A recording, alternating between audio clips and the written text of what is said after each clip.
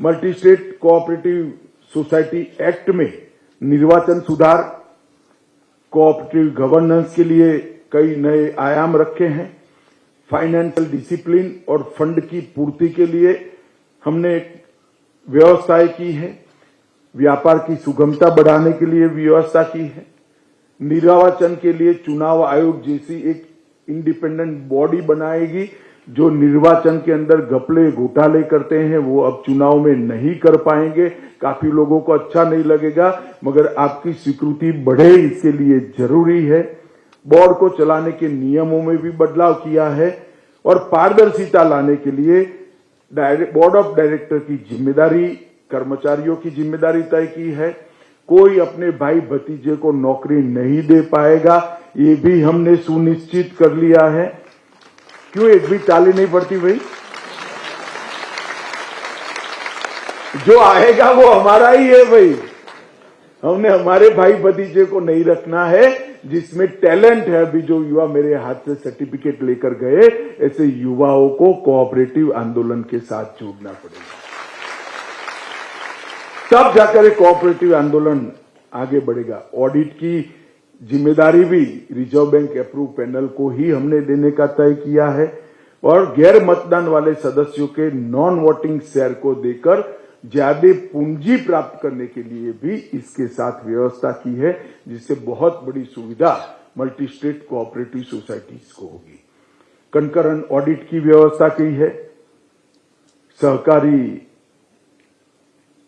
समितियों में कंप्लेन के निपटारे की व्यवस्था की है। सूचना का अधिकार भी लागू किया है। ढेर सारी व्यवस्थाएं हमने की है। मित्रों, नरेंद्र मोदी जी के नेतृत्व में, मोदी जी के सतत मार्गदर्शन से हमने पैक्स को लाइव बनाने का तय किया है। सबसे पहले हमने तय किया है कि 5 साल में 3 लाख पैक्स नए बनाएंगे और सहकारिता आंदोलन को हर गांव तक पहुंचाने का काम ये भारतीय जनता पार्टी की नरेंद्र मोदी सरकार। 3 लाख नए पैक्स बने। 70 साल में, 75 साल में 93,000 पैक्स बने हैं। अगले 5 साल के अंदर 3 लाख नए पैक्स लगाए। हमने जितने भी पैक्स बने हैं इस सबका कंप्यूटराइजेशन का काम समाप्त कर दिया है। पैक्स अब कॉमन सिविल सर्विस सेंटर है। आपको जन्म का दाखला भी वहां से मिल जाएगा, मृत्यु का रजिस्ट्रेशन भी वहां हो जाएगा, मतदाता सूची देखनी है तो वो भी वहां से देख पाएंगे। क्या राज्य सरकार और केंद्र सरकार की 300 से ज्यादा योजनाएं वहीं होगी। पैक्स बैंक मित्र भी होंगे। पैक्स सस्ती दवाई की दुकान भी बन पाएंगे। पैक्स गैस का वितरण का भी काम करेंगे। पैक्स अब पेट्रोल पंप भी बन पाएंगे। पैक्स नल से जल की जो समिति है, इस समिति को गांव में संचालित करेंगे। पैक्स भंडारण का भी काम करेंगे। मित्रों, विश्व की सबसे बड़ी भंडारण योजना मोदी जी ने कैबिनेट के अंदर अप्रूव की। राज्य सरकार और केंद्र सरकार जो धान और गेहूं खरीदेगी या रागी खरीदेगी, ज्वार खरीदेगी, बाजरा खरीदेगी, मक्का खरीदेगी, वो कोई फूड कॉर्पोरेशन ऑफ इंडिया के बड़े गोडाउन में नहीं जाएगा, आपके तहसील में ही रहेगा और वहीं से सस्ता अनाज की दुकान पर चला जाएगा। ट्रांसपोर्टेशन शून्य हो जाएगा और इसके लिए बहुत बड़ी योजना है। दिलीप वत्स पाटिल यहां बैठे, मेरा उनको आग्रह है, सुबह हमारे तीनों महानुभाव, मुख्यमंत्री और दोनों उप मुख्यमंत्री को मैंने बनाया। महाराष्ट्र ने इसका सबसे ज्यादा फायदा लेना चाहिए। एक भी तहसील ऐसी न हो जहां कोऑपरेटिव भंडारण की, स्टोरेज की व्यवस्था न की जाए। और बहुत मल्टी टाइम स्टोरेज कोऑपरेटिव के पास ट्रैक्टर भी होगा, ड्रोन भी होगा। स्टोरेज कोऑपरेटिव के पास पराली को उठाने के लिए मशीनों की व्यवस्था भी होगी। ढेर सारा काम इसके माध्यम से हो जाए। इसका मैक्सिमम फायदा महाराष्ट्र ने लेना चाहिए, ऐसा मेरा मानना है। मित्रों, अब कोऑपरेटिव को जेम के प्लेटफॉर्म का भी फायदा मिल रहा है। हम एक सहकारी कोऑपरेटिव डेटा बना रहे हैं। आप मेरे ऑफिस में कभी चाय पीने आइएगा, सात अर्थ में कह रहा हूं, तो मेरे लैपटॉप पर मैं आपको महाराष्ट्र दबा कर दूंगा तो कितनी कोऑपरेटिव सोसाइटीज है आ जाएगा। फिर एक जिले में चले जाएंगे, पुणे जिले में चले जाएंगे तो पुणे जिले की आ जाएगी।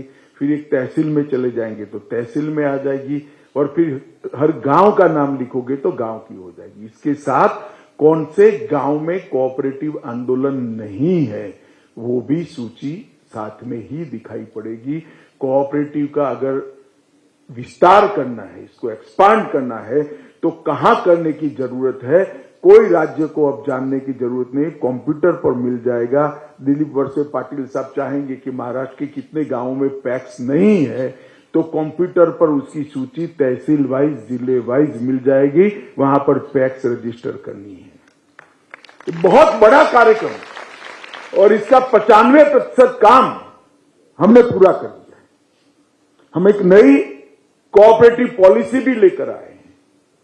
हम कोऑपरेटिव यूनिवर्सिटी भी बना रहे हैं जिसके माध्यम से कोऑपरेटिव और कोऑपरेटिव के साथ साथ जितने एक्सटेंशन हैं, चाहे डेयरी उद्योग हो, चाहे चीनी उद्योग हो, चाहे मछुआरा समिति के शीत केंद्र हो, अनेक प्रकार के काम कोऑपरेटिव करती हैं। इसके टेक्निकल एजुकेशन की व्यवस्था भी इसी के साथ जुड़ जाएगी।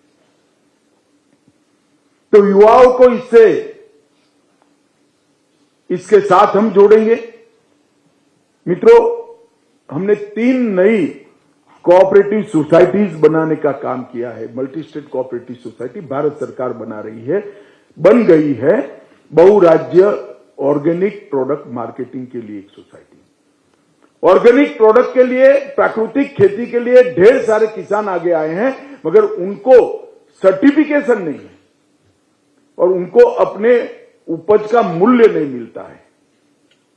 एक मल्टी स्टेट कोऑपरेटिव सोसाइटी बनेगी जो पैक्स से एपेक्स तक जहां जहां किसान ऑर्गेनिक फूड, ऑर्गेनिक कृषि उपज बना रहा है उसको परचेज कर भारत ब्रांड के साथ इसका मार्केटिंग कर इसका पूरा मुनाफा वो किसान के खाते में वापस देने का काम अजय जी सोसाइटी। अभी हमने ट्रायल बेस पर अमूल का काम कर दिया है, बहुत सफलता से चल रहा है। हर महीने अमूल हर रोज 61 टन मटेरियल का अभी